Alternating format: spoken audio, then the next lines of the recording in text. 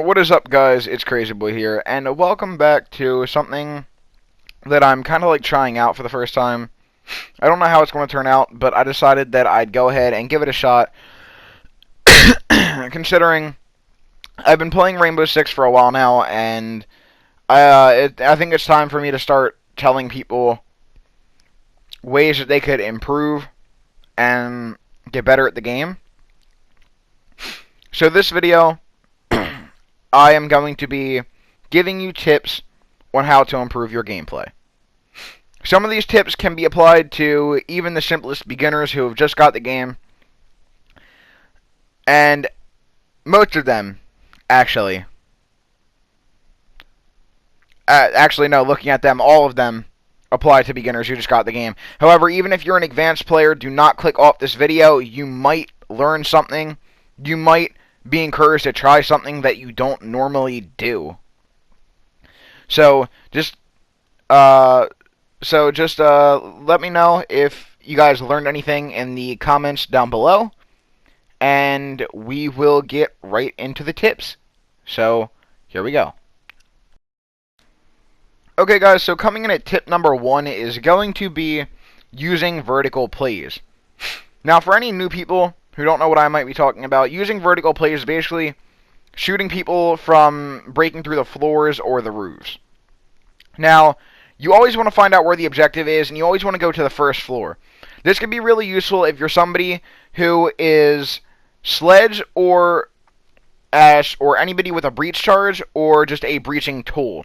It's also useful for fuse if you want to get your fuse grenades through the roof, and you also don't want to get shot in the process. But here you guys see that I just broke open the hatch, and I threw a stun in there to blind any enemies that might be in the room, and I happen to see the alibi that is sticking out confused because she can no longer see. So you guys just want to watch kind of what happens. And moving on to the tip number 2, we have peek corners. Now, as you guys can see, I just ran down the stairs and I peeked the corner and I saw Frost hiding in the corner. Now, you guys always want to peek corners because if you're not peeking corners, you will run around and most likely get shot because you're not being cautious. The enemy will see you before you see them, and if you don't have a quick reaction time, you will die.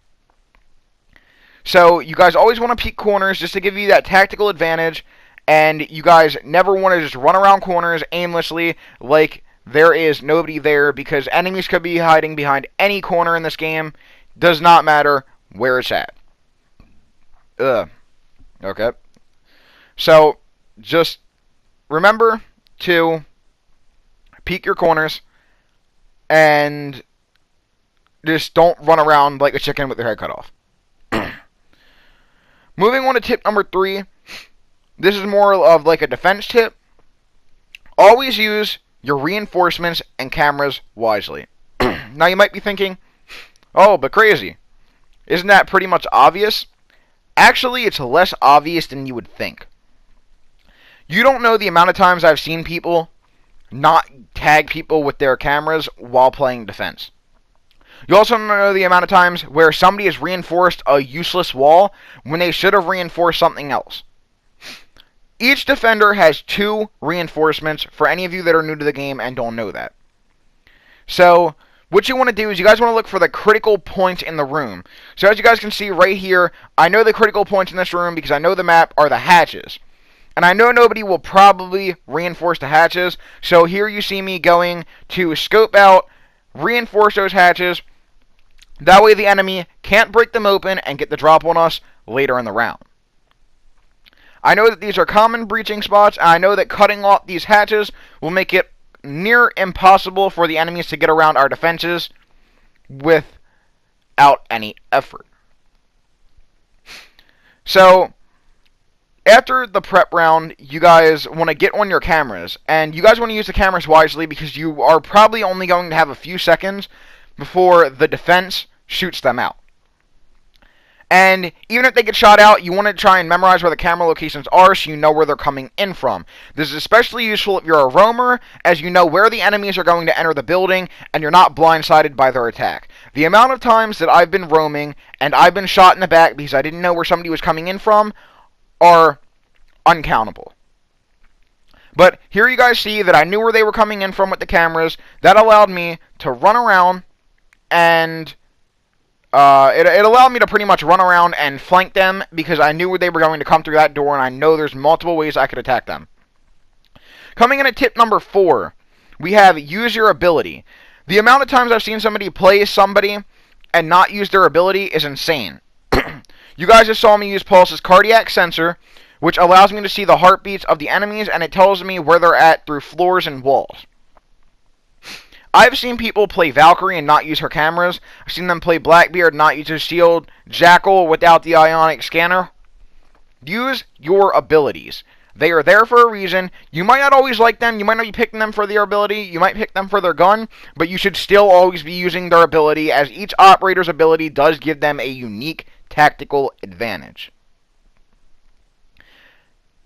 Every single ability, even an ability like Vigils that you think is shitty, will give you some sort of tactical advantage.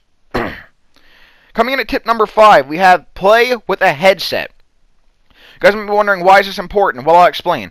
With a headset, you guys have directional sound. You guys can hear if it's coming from your right to your or from your left. And you guys can see right here, I was using a headset.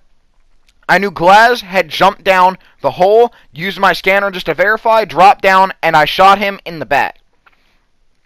And I did this specifically because I heard him jump down. Now, had I not been wearing a headset, I would not have known that. So, for the next tip, guys, we are going to have... Okay, guys, for our next tip, tip number 6, we're going to have be aware. You guys have to know what fights you can win. You guys can see that back there at that window, I knew that I wasn't going to win that fight because he had the upper hand on me, and it was easy for him to get a headshot. So I ran back to this room. I saw Blackbeard in there. I knew I could get that fight because I had a shotgun, and I went for it. You guys want to know what fights you can win, and you don't want to be cocky. Cockiness is what will get you killed 90% of the time in this game. Coming in at tip number 7, we have watch your specific door or window. You can see right here, my entire team is watching that side window where that guy shot at me from. However, it is very easy for him to jump down from that window and rappel in my window that I'm watching. So that's why you guys see me keep going back and forth to that window, because I know he has to make a move at some point. And if he comes through that window and I'm not watching it, I could die, my teammates could die, and we could possibly lose the round. You guys always want to make sure you're doing stuff to help your team, even if it does not get you any kills at the time. This game is not about kills, it's about teamwork. And coming in for our last tip, guys, we have always take the shot. So, this applies to if you see an enemy. Don't be afraid to take the shot. Have confidence you will hit it, like I just did right there with Havana. Always take the shot.